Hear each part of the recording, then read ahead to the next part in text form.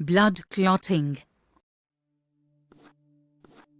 If we are careless while using a knife, we might cut our finger.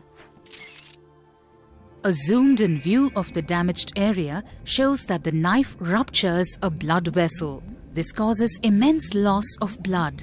Inside the artery, we observe the RBCs and platelets, which escape out through the damaged area. The platelets play a very important role in the initiation of blood clotting. The blood platelets release a substance called thromboplastin. In the presence of thromboplastin and calcium ions,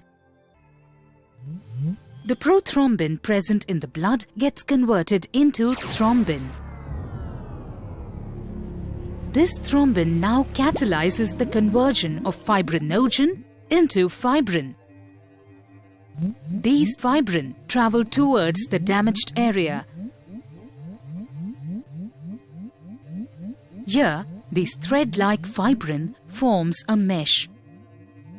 The RBCs get caught and remain entangled. These RBCs and fibrin threads together form the blood clot.